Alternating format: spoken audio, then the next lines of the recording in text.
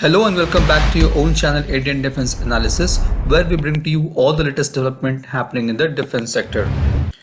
You might be hearing news about Chinese soldiers transgressing the Indian borders frequently, but what you might not be hearing is about Indian Army's retaliation, and trust me, that you are not going to hear, because unlike PLA and Pakistani Army, Indian Army is professional, battle-hardened, highly motivated and experienced forces. They don't need false propaganda to motivate their army and people. Right now, CCP is frustrated with its own PLA army as they are not able to deliver the desired outcome. The PLA has failed to mount any pressure on Indian army. Instead, they are facing the heat.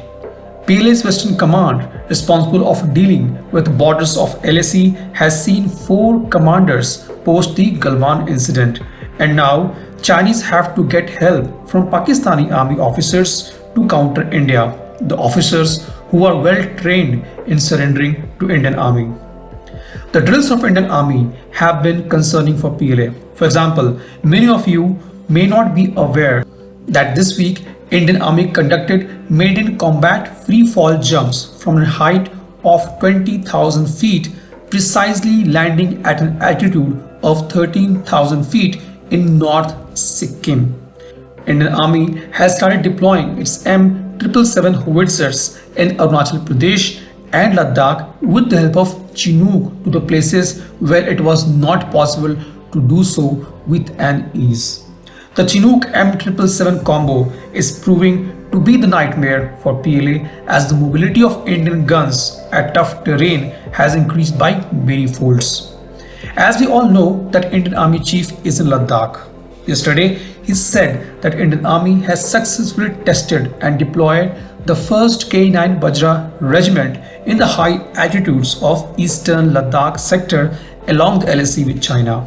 These guns were tested in Eastern Ladakh and along the Kargil sector, which shares the boundary with Pakistan and can be very effective in countering Chinese and Pakistani tanks.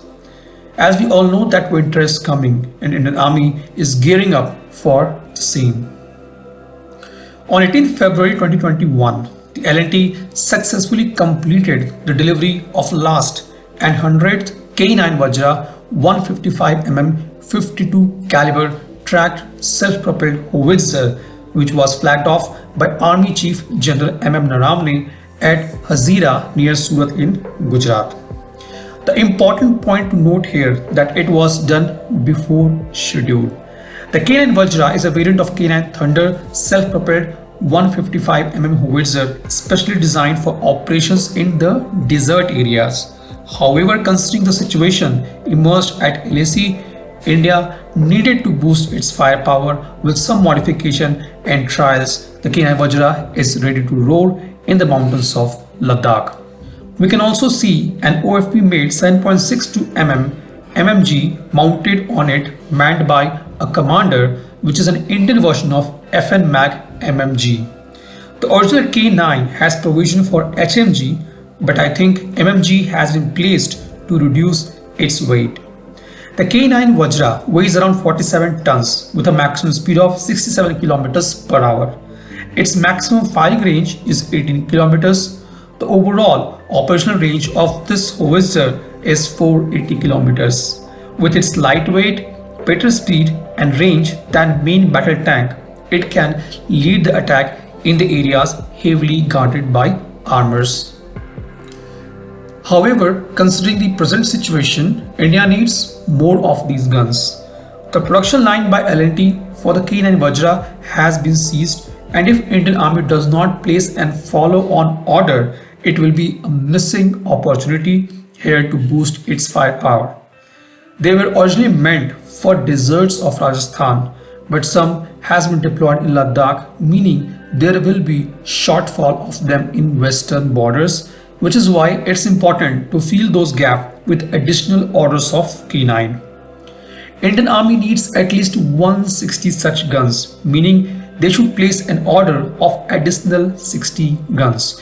If we consider each regiment has 20 such guns, the 160 guns can be spread across 8 regiments of Army, 40 in northern, 60 in western, 40 in Eastern and 20 in Central Command.